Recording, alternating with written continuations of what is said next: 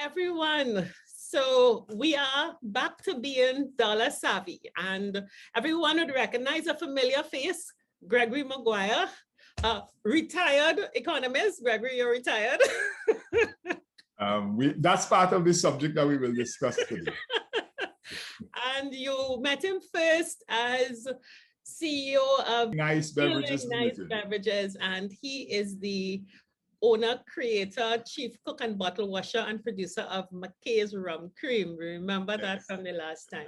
But today, Gregory, we are starting a discussion on a new direction. We have been talking to our cohort, as you know, about preparing to be on the third act stage. And we expect to have a happy life for the next 30 years. Over the past 3 to 5 years, how we live in the islands, in the Caribbean, is really impacted by what is happening all over the world. And over the last 3 to 5 years, a lot has been happening that is really changing our, I would say, macroeconomic context. And we believe that it will impact on what governments, what businesses, what individuals can and should do going forward. And of course, the cherry on the cake is good old coronavirus and its impact generally. So we thought that we needed to have a discussion with our cohorts to take a little review to see where we are. Because when we spoke earlier, you know, we are the product of the last 30, 40 years. And we may have a lot of expectations about what should happen to us over the next 30 years. So let's take a look back, Gregory. What is the economic context of this cohort? You know, and I might just add one thing other that I know we're not generic, we're not a homogeneous group, everybody the same. There's the wealthy, there's the middle class, and there's the poor and fixed income. So let's hear. Yeah, I mean, yes, you're quite right about that distinction. We're not all one at all. And that really, economic class distinction really places people at give people different abilities and different assets to cope with what's coming ahead. But interestingly, you know, that you raise the question of the economic background of these people, of our cohort, this 50 plus cohort. So if you were born if you are 50 and 50 plus, it means that you were born in 1970 before. Before, but you know, talking about those at 50, if you're 50. Hello, I'm happy to the youngest among us, would have been born in a signature year in the history of Trinidad and Tobago, which is 1970. Oh, yes. All right. But you go back to the oldest among us, who would have been here around since 1940, 1941. That's an interesting mix of people because between them, they've gone through 3 major economic cycles, if you take the cohort as a whole in this country, which economic cycles have really shaped where we are today, and which I think we need to understand quite clearly if we are to prepare ourselves for what is to come. So let's just backtrack. And if I'm 80 years old, I've seen a lot in this town. So it means that I was a young, first of all, I would have seen what was a mini boom, which many people don't point to in 1950s, 1955, 56, when in fact, yeah, the country got its first dose of offshore oil from Trinma. Yeah, Trinma in the Southwest Soldari area began in 1955, 56, and that immediately jumped oil production significantly, almost doubled oil production at that point in time. All right. And that, of course, brought revenues, additional revenues to the colony as it was then, And I won't be surprised if it also informed the push to independence at that point in time, because there was more money in the colony. And therefore, it may have been, I haven't seen that written anywhere, but I'm just saying that it may have been aided that push towards independence and helped to garner the confidence that we had as we moved into independence. So then those who came in, born in the 50s and so on, people like me, would have joined those earlier ones and would have entered that independence era with the hope, yes, a hope of building a society, of taking charge of ourselves, of creating our own destination. You know, that really shapes the personality of the Williamses and the Robinsons and yeah, of course, that Black middle class, that, you know, you really get a sense of why. Great. Yeah, you know, the fellas, people who were the teenage then, the young, the tweens then, they really bought into that whole national movement, as it were, in the 60s. Of course, by 1970, hopes of that had begun to dissipate, and more than that, a new consciousness arose around the colonials, around Blackness, around the Black Power movement. And that whole Black consciousness period, when we embraced Black is Beautiful, via Mighty Duke, captured it quite nicely in song. And you might find me drawing reference to Calypso from time to time. Those were the days when Calypso really reflected what was going on in the society. That's where our stories are told. That is where our stories are told. Yes. And so that's important. So you had that whole Black consciousness and Afro consciousness rising there.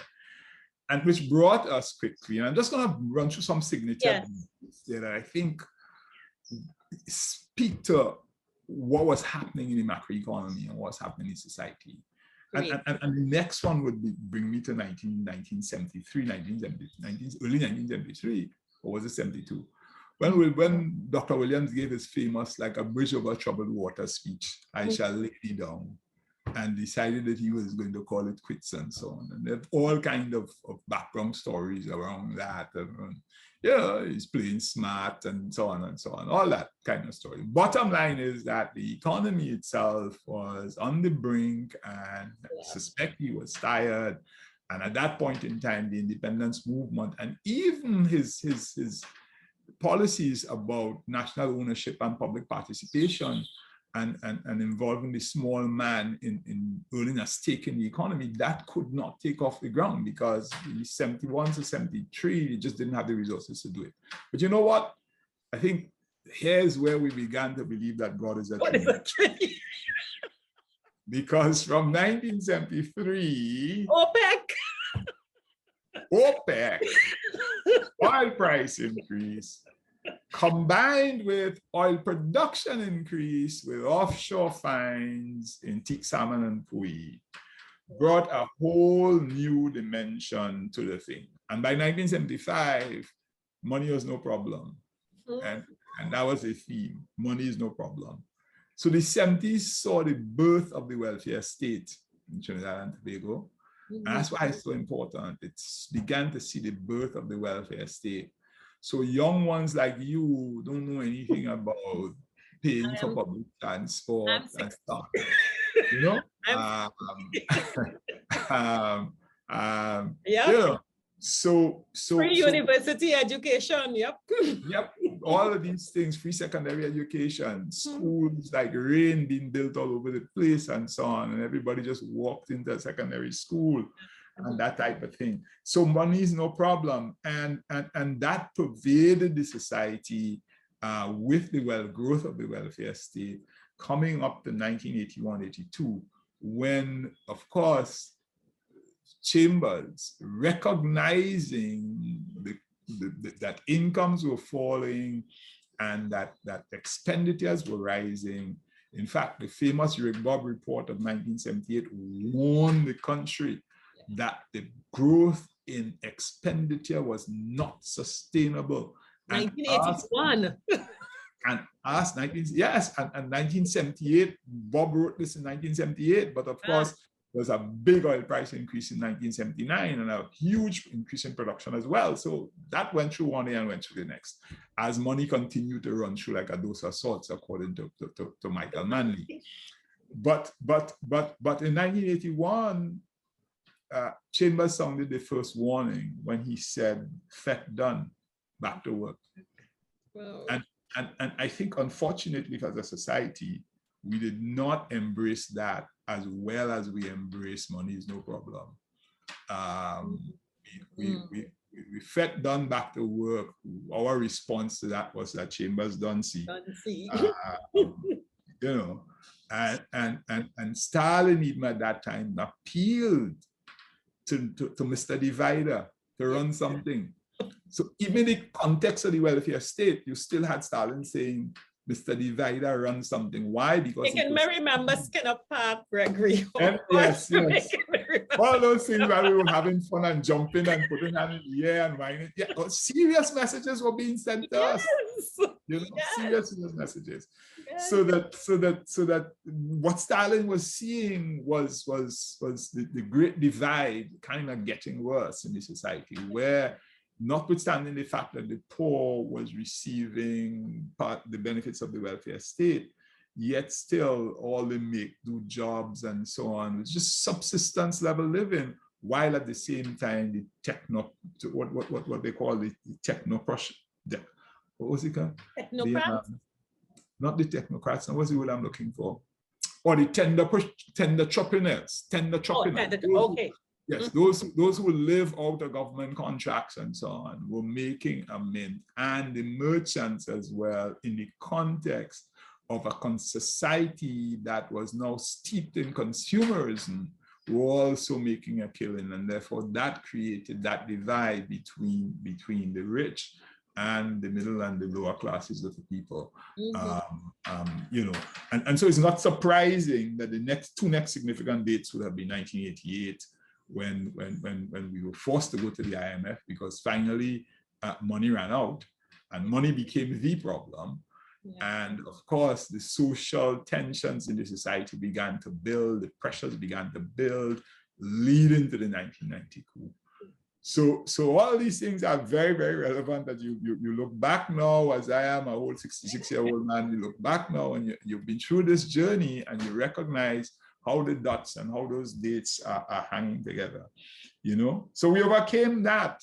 I mean, we came out of 1990, we celebrated, we began the new journey. Again, almost fortuitously, you had explosion in gas industry then. Yes.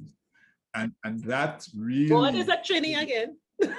Yes. So that significant decision, I tell people to enter the LNG market and to agree to LNG created the stimulus that caused the exploration to take place offshore and to bring new gas on stream as well, and to encourage a whole host of other industries. So the gas boom, which really began in about 1993 and would take us through the 90s and down the road. There's some points in time where people make us issue about the fact that, somewhere in 1999, oil fell to $1 back to less than $5 or $8 and so on a barrel. That is something that lasted a few days actually. Very short. The average price of oil in that year was on the order of $20-something in any event. But the key thing was that there was hope, and the government fiscal position was not seriously challenged. Why? Because by 1999, we knew that LNG was kicking off, and we knew that new ammonia plants, new methanol plants were opening. We knew that the economy and the industry was in boom, and that boom lasted straight down the road from 2000 and from 1992, I would say, straight down to 2010. 2009, 2010, almost 20 years of income and constant flow and growth in GDP and growth in incomes across the board and so on, right? Of course, it brought us the signature of 2010 and change of government, and although the government was chastised, the government of 2002 to 2010 was chastised for their spending, one of the significant things that happened between 2010 and 2015 was that the spending actually increased. Yeah. And I've always looked at it and said, this is amazing that spending increased, and spending increased at a time when incomes of the country was not what it used to be. And so you had really different mechanisms to boost that spend, the most significant of which was drawing down on drawing down on the reserves of a major state enterprise to the tune of in excess of $5 billion. That's US dollars or TT dollars? TT dollars. And that would not happen anywhere else in the world, like you say, only in where else in the world. But you see, but because even though the science, and that's what I'm saying, a lot has been focused, to bring it to closure now, a lot has been focused on what's happening over the last 5 years, and for some people, what has been happening since COVID. I want to say that Trinidad and Tobago as an economy has been having structural problems forever. And the structural problems and the structural decline, the systematic structural decline that we've been having has been with us since 2010, 2011, when the incomes that we are accustomed to stopped flowing, apart from 2013 and 14, which saw the highest oil prices we've ever seen in our lives. But like I said, the spend matched that income growth. And one of the significant lessons that come out of that whole journey is the following. Spending is very difficult and very inflexible downwards. It's easy to increase it. Cut back is very, very, very difficult, because cutting back, particularly when that spend is a lot goes on the welfare state, where you have over 56, I think it's up to 58% now of your government spend going into transfers and subsidies. Cutting that means social dislocation in a serious way. And so that's the challenge we face. So what have we seen in an economy since 2011? We've seen systematic decline. We have seen a change in pattern and the big gas revolution in the United States, which has eroded our competitiveness as a gas location. That shale, the whole shale. Revolution, yeah. We've seen the rise of concern for climate change and the development of technologies in energy, which would erode the growth and perhaps lead to the decline in consumption of hydrocarbons, in particular coal and oil. We've also seen an increase in our debt because we've been spending like rain and not being able to meet expended, essentially where our hat is, we just can't reach it. We need 6 ladders to get to it. We need some ladders, and that ladder comes in debt, and that debt is for future generations to pay. So COVID has changed that. As you know, COVID has disrupted supply chains. COVID is causing us to reinvent a whole host of things about the way we are and how we cope with this world. And a number of things that are brought onto COVID will not return. A number of things have been displaced, and the world is not going to go back to those things at all. No, it won't. Because COVID has forced you to discover how much that you can do virtually and how much you can do electronically. It has accelerated not only the creation of the vaccine, but I think it has accelerated more and more and more digital platform, and the digital revolution has taken on 9.58 speed. You know, that's what's happening in the digital revolution now. It's no longer the kind of 10.2 and 10.1 kind of speed. You know, Gregory, the thing is, it is so important, and thank you for that look back, because that is our history. And what we need to be reminded of sometimes is how we got here. And the thing that strikes me very much is some people, many cohorts in Trinidad and across the wider Caribbean, because Trinidad's expenditure facilitated growth in many countries Of across course, the yeah, Caribbean. yeah. Although we could seen as the Arabs and arrogant, very much our spending was done there. And many of their industries, whether it was the hucksters with the agricultural produce, whether it was for holiday, they depended, or even Trinidad's largesse.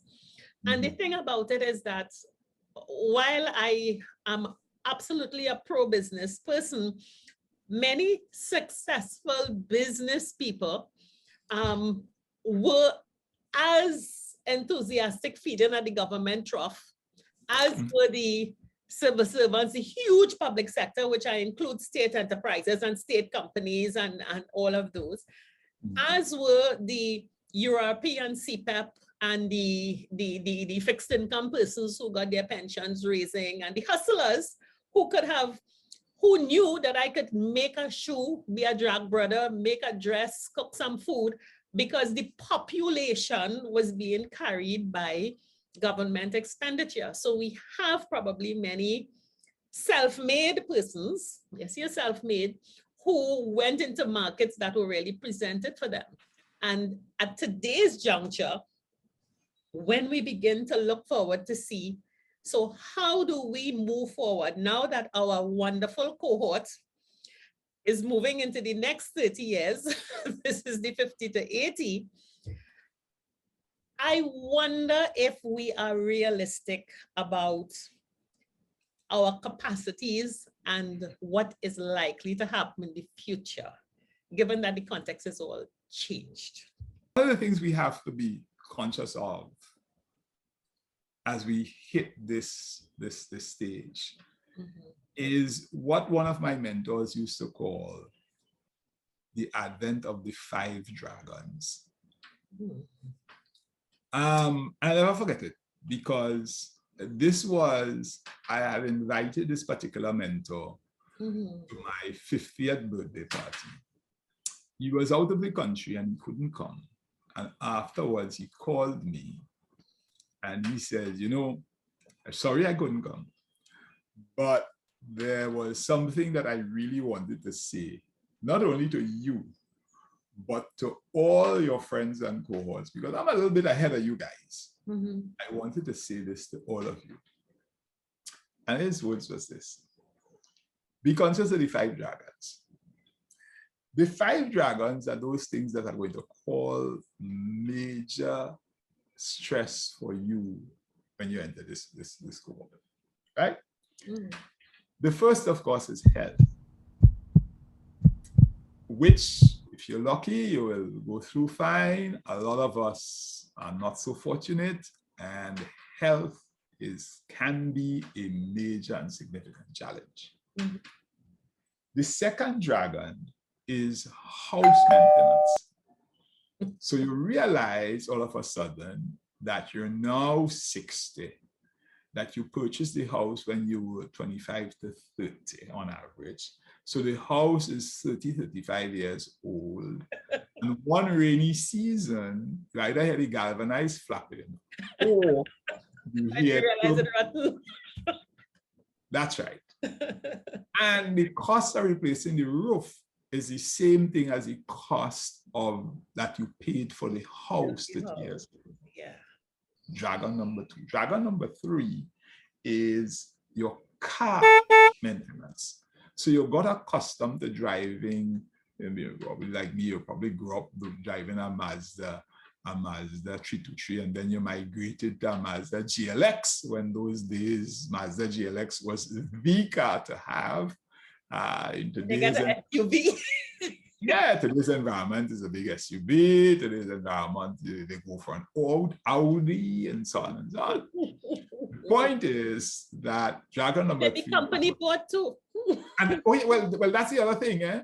You also live, a lot of us, particularly middle income group that you're talking about, and the professional group, a lot of us live, here's how I put it. the house is mortgaged to the bank, the car is the company owned, the phone is the company owned, the holiday is the company owned. Like, what is yours? And that's a lot of people's reality. Yeah, because to come down from that when you have to leave is a major step down. Back onto the dragon. So we got health, house, car. Maintenance. Those of us who have children late will discover that you reach 60 and all of a sudden you have to pay for university education. That's real, because you can't tell your child, you don't want to tell your child, I can't. Because most of us postpone the children, yeah, because of career. Yes, that's right.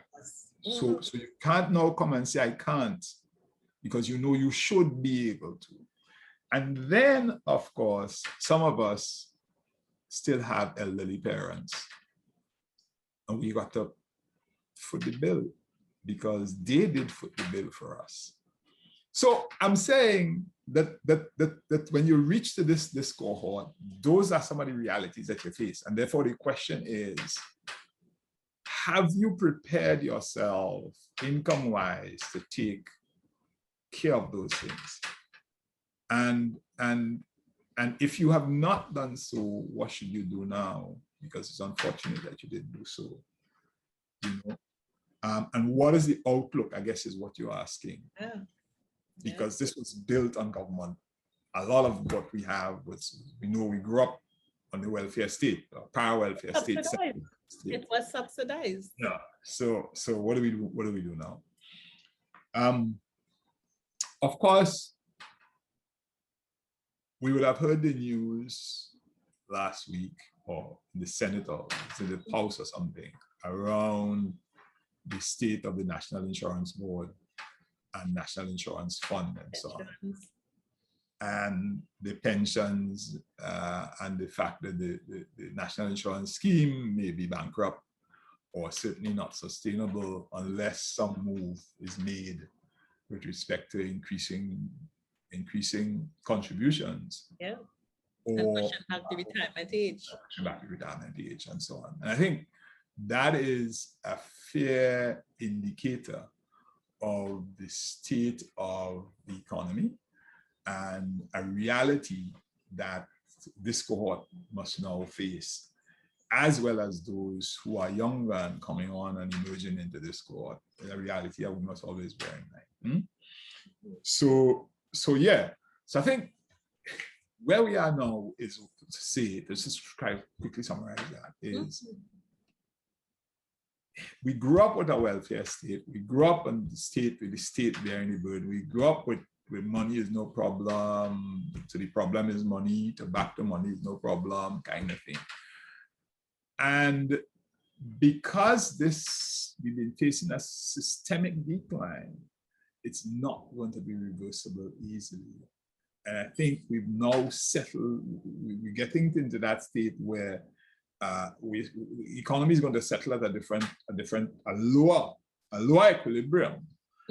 And in that equilibrium, the state is not going to be able to maintain the role that it maintained. At very best, I think policy will continue to support, where possible, those that are most vulnerable in the society. Yeah. But a lot, particularly those who were in the middle class and middle income and all that kind of stuff, a lot of that, you will have to fend for yourself. Particularly if you intend to maintain the standard of living that you had before. It's all well and good, you know, you could adjust and decide, okay, I'm going to go back to student life.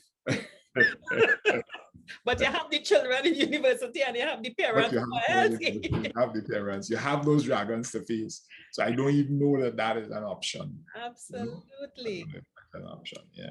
Gregory, you know, as we thank you so much. And I want to invite Jen back in to the discussion, because, you know, we can now talk about, yes, this is where we are and what we as a cohort need to face and how we need to, as they say, flex. But I don't think this is flex. This might be break and reposition, as it were. So, I, Jennifer, are you there? Hi. Yes. Yes. You know, Gregory's painted a very realistic picture. You know, it is, you're talking about the calypsos, and I'm Skinner Park vampire person and Stalin going across the stage, and you know, you're all over and Trinidad, but this is who we are.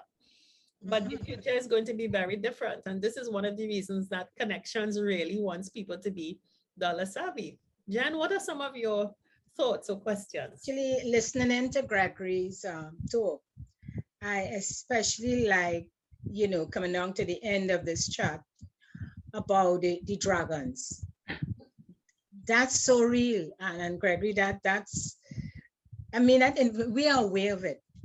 Unfortunately, I have found, especially now where people panicking, they weren't aware, a lot of the information you shared, I wouldn't say weren't aware. We were in it, and I'm saying we, I am more within your age group. I don't like how you're just ignoring people who born in the you 60s. might be aging yourself. So yes, we are aware, but as you said, during the boom and we're going along, being supported and everything is nice. But now we tend to forget. And when we have to face the reality that you have just pointed out, the dragons, most of our cohort, especially those coming from that middle range, we are very scared. And I'm saying we are very scared. And you mentioned it. It is not, things are not going to be the same, definitely. But what is happening is that we are seeing that even the savings, those of us who thought that we had savings and that we were comfortable, it isn't enough to deal with what is happening, to deal with the responsibilities. And you made the reference, definitely. We have our parents to deal with. And let me add, we have our children and grands to deal with. That's right. Because Gregory, their situation where we have planned, and those who would have already left university, and we're very proud because they settled into the nice jobs and etc., especially those who worked in the oil, and you said your son will have been an engineer with petrochem. These things we're proud of, making a lot of money. They may have even been helping us, you know, in situation. Now, listen, many of them find themselves without jobs. That's right. They're schooling because nothing is wrong. We wanted the best for them. So our grants will have been going to, you know, preschool, etc., etc. So that question that I'm looking forward for you to answer and guide us is, and I'm in that group, what really has to happen now? You know, because we are scared. I would say we are scared. Yeah, listen, Jennifer, and Terry, sometimes people say that things too late, and it's too late to start this and it's too late to start that. It's never too late. Yeah. For me, what we face now, when you look at it, invariably what you face is both our people, our generation, this 50-80 cohort, as well as the children, as you say, some of whom are going through all of these difficulties. I think there's several things that we must think through. And this is me. I believe, for example, and it's one of my fundamental beliefs, that you, the individual, must begin to see yourself as an asset. Yes. And an asset is, you use an asset to make money. Exactly. And why are you an asset? You're an asset because you now have had 40 years, sometimes 40 something, 50 years of work experience. Yes. in some way, in some field. Some of us are more fortunate than others. We're skilled in X, we're skilled in Y, and so on. So I think the first challenge that I think recognizing that was an income gap we're facing at the end of the day, there's an income crunch, both at our side as well as things. And the state ain't going to fill that. No. So quite apart from the managing the cost side, there's also the trying your best to see how you could monetize this asset in some way. It means, for example, that I think lots of people, not only people retire too early, but people look, I'm in a group of guys, and what was amazing to me yesterday, I told Terry that we had a meeting on Saturday. I think we had this nice meeting and so on. A bunch of old friends from the university. What was significant about this is that 20 guys were on the call, and everyone, well, except 3, 17 of us, which is a significant percentage, over 80%, were involved. The retirement was were not retired, let me put it this way, were involved either still working on some corporation, particularly those who lived abroad, as well as running their own consulting practice. And I'm telling you, the youngest guy there was 63, because we were in university together. The point I'm making is that here's a group of guys, 80% of whom have prepared themselves, and the major basis of preparing themselves is that view that I am an asset, and my skills and competencies that I've honed over the years make me marketable to either stay in the corporate world or to go out on my own and see how best I could carve out something that generates some measure of income. Yeah. Of course, the easiest thing to do, and I'm saying this now for those to come rather than those who are in it, because those who are in it may not be able to. But you know, the good books tell you all the time that at this age you want passive income. You really want to try yourself to get the passive income. And passive income, of course, if you prepare for it long before, it can come out of your annuities. But also it can come from real estate and real property rental and equipment rental and so on. So that is where the assets begin to earn income for you, and you don't necessarily have to be running, but you're not doing the work yourself.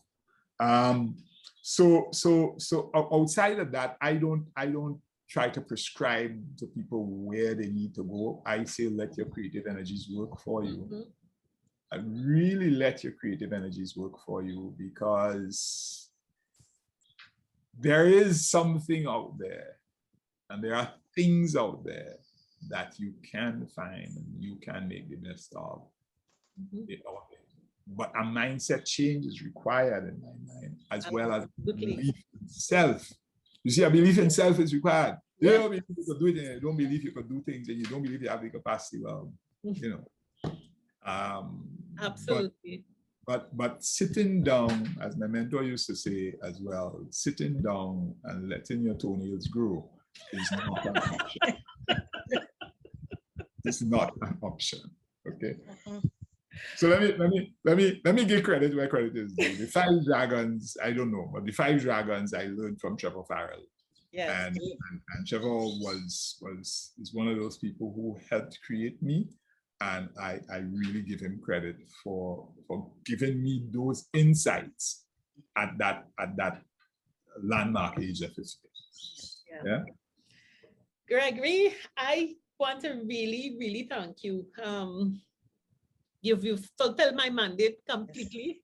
And I think this is such an important topic, because, you know, the world is going on, and we can continue talking about other. We could talk about the state, we could talk about other people, we could talk about business, we could talk about the people who are, we could talk about other, but our cohort, we have another 30, 40 years to go. And as you say, these dragons are real and our wealth is depleted. And we unfortunately grew up in times of plenty. Yeah. And like our parents and grandparents who knew whether it was wartime or bad colonial times, who knew what doing without and sacrificing is. You know, sacrifice for us is, won't go abroad this year on holiday, we'll stay at home. That's right. That's right. You know, so we're going to be learning some lessons that are best learned in youth in our prime. Yeah. And I think the context that we got today, this summary has, my faith is not only in us being an asset, but our innate intelligence. It doesn't matter whether we are in the wealthy, the middle class, or the hustlers on the ground. This cohort understands life and living. And I think once a scenario is set for us, we will do what we need to do. Yes. One thing we are ready to do is suffer too much. So we'll make it happen. Yeah, definitely. I mean, we are creative people. I mean, we are people who could get things done. You know, you see time and time again. I think what is important is for us to grasp the reality that we face. The economy that we grew up with is no more. Let's just stop hoping that it will come back. It won't, right? The systemic conditions out there in terms of where the world is going with oil, where the world is going with gas, where the world is going with ammonia and methanol and those things that we make. It's just going to create more and more, markets going to become more and more competitive with more and more supplies that may be cheaper and more reliable than ours, as the case might be. And so at the macro level, we need to begin to find new pillars to stand on. And lots of stuff has been identified, we just need to do it.